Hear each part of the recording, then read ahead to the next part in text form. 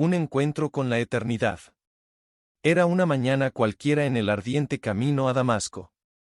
Saulo de Tarso, un joven fariseo lleno de celo por las tradiciones de sus antepasados, cabalgaba con determinación. Llevaba en sus manos cartas que le otorgaban autoridad para apresar a los seguidores de un hombre llamado Jesús, a quienes consideraba una peligrosa secta que desafiaba la pureza del judaísmo. Su corazón latía con furia y convencimiento. Se veía a sí mismo como un defensor de la verdad. De repente, sin advertencia alguna, un resplandor más brillante que el sol lo envolvió. Saulo cayó al suelo, cegado por aquella luz imposible. Una voz resonó en su mente y su corazón: «Saulo, Saulo, ¿por qué me persigues?». Con miedo y confusión, respondió: «¿Quién eres, Señor?». La voz contestó: «Yo soy Jesús, a quien tú persigues». En ese instante, el mundo de Saulo se desmoronó. El hombre que creía muerto, el mismo que había rechazado y combatido con todas sus fuerzas, estaba vivo. Y no solo eso, le hablaba. Aquella revelación le atravesó el alma como una espada afilada. En ese momento, Saulo fue cegado físicamente, pero su espíritu comenzó a despertar a una nueva realidad. No podía ver el mundo a su alrededor, pero por primera vez en su vida, veía la verdad. Guiado por otros hombres, Saulo llegó a Damasco, donde permaneció ciego y en oración durante 3 días. Su mente y su corazón eran un torbellino de emociones. Su furia, su odio, su orgullo, todo comenzaba a desmoronarse bajo el peso de aquella experiencia sobrenatural. En medio de su confusión, un hombre llamado Ananías, un seguidor de Jesús, fue enviado por Dios para orar por él. Ananías, aunque temeroso de aquel famoso perseguidor, obedeció la voz del Señor. Al poner sus manos sobre Saulo, algo extraordinario sucedió: cayeron de sus ojos como escamas, y pudo ver nuevamente. No solo recobró la vista física, sino que también su alma vio la verdad con claridad. En ese instante, el perseguidor de los cristianos se convirtió en uno de ellos. Saulo fue bautizado, y con ese acto, una nueva vida comenzó. Pronto adoptaría el nombre de Pablo, y su misión cambiaría radicalmente. Ya no sería el cazador de los cristianos, sino su más ferviente defensor y uno de los más grandes predicadores del Evangelio de Cristo. Pablo no perdió tiempo. Con el mismo fervor con el que había perseguido a los cristianos, ahora predicaba que Jesús era el Mesías prometido. La transformación fue tan impactante que muchos en Damasco no podían creer que aquel hombre, que antes había tratado de destruir la fe, ahora la defendía con tal pasión. Sin embargo, esta nueva misión no estuvo exenta de peligros. Los mismos judíos que antes lo aclamaban como un defensor de la ley ahora lo consideraban un traidor. Pronto, un complot para asesinarlo se formó en Damasco. Pero Dios tenía otros planes. Los discípulos lo ayudaron a escapar, bajándolo en una canasta por la muralla de la ciudad en la oscuridad de la noche.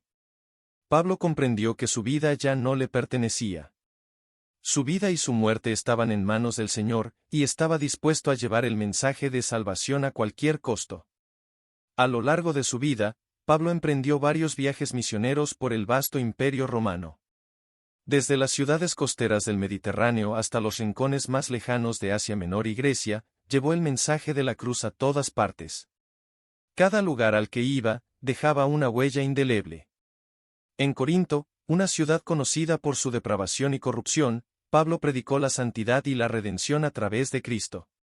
A pesar de las burlas y las críticas de los filósofos griegos que lo consideraban un tonto por creer en un crucificado, Pablo proclamó con valentía: «Yo predico a Cristo crucificado, que es locura para los que se pierden, pero poder de Dios para los que se salvan».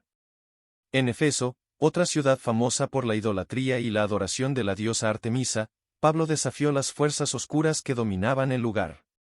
Miles de personas que antes practicaban la magia y la hechicería se convirtieron a Cristo, quemando sus libros y abandonando sus antiguas prácticas.